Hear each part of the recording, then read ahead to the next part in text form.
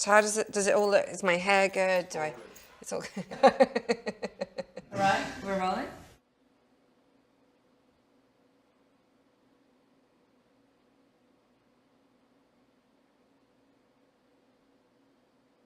Ghislaine, you've been a philanthropist your whole career, and now you're focused on a new protectorate, the world's oceans. Tell us about your idea and how global citizens can save our common oceans. The ocean is absolutely vital to all planetary life systems. I call it the blue heart of the planet. It creates more than 50% of the oxygen we breathe. It feeds 16% of the global population. It monitors all, it creates our weather, rainfall. It sequesters carbon. Imagine this. Anything you drop, wherever you are right now watching this, drop something on the floor. That will go into the dustbin. From the dustbin, it will go to the trash. It will go to a landfill. It will then biodegrade. It'll end up in a water system below that, which will then go to a river, which will then go into the ocean. So every single thing that you drop on land, wherever you are, ends up in the ocean.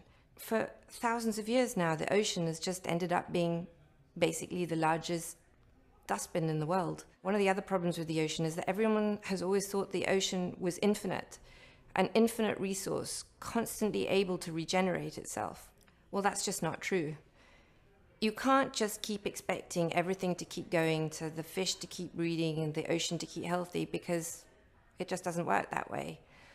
And I think the ocean is just too big to fail. When I was a little girl, I grew up watching Jacques Cousteau on TV, and I was mesmerized by the beauty of the ocean and the colorful and magnetic fish that I saw on TV.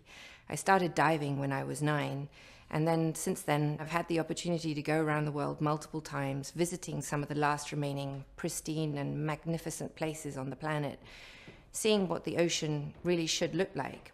When you see and you swim in a place and you're surrounded by thousands of sharks and beautiful, colorful corals and lots of magnificent fish, you just realize how much is missing from, say, other oceans that you visit that just don't have that kind of wildlife. And you can't really see what's happening underneath the water. Not everybody dives.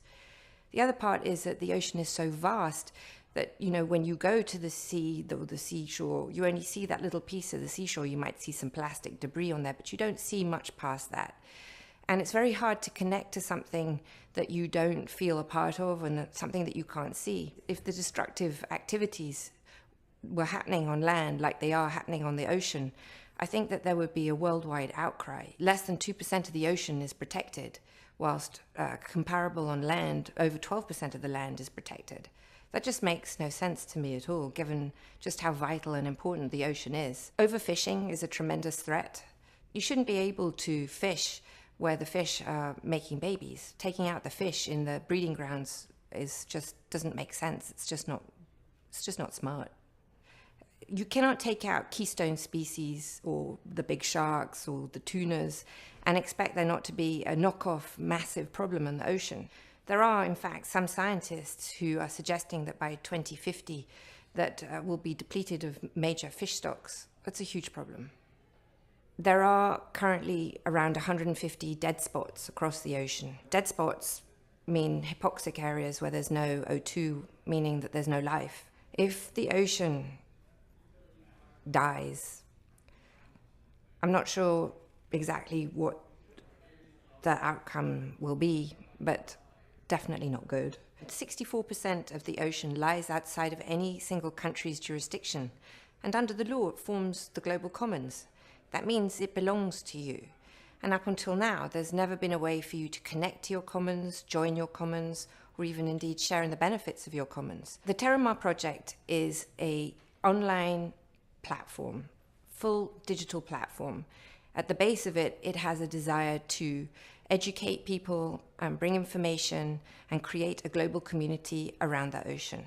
You can come to the Terramar project, sign in, get your ocean passport that makes you a citizen of the ocean, a citizen of your global commons, spread the word that you love the ocean, tell everybody that you want it to be managed sustainably, and send a really important message to the United Nations that you want the oceans to be part of the Sustainable Development Goals being voted on in September of 2014. Tell everybody how much you love the ocean. Involve your friends and family. make a difference, love your planet for generations to come.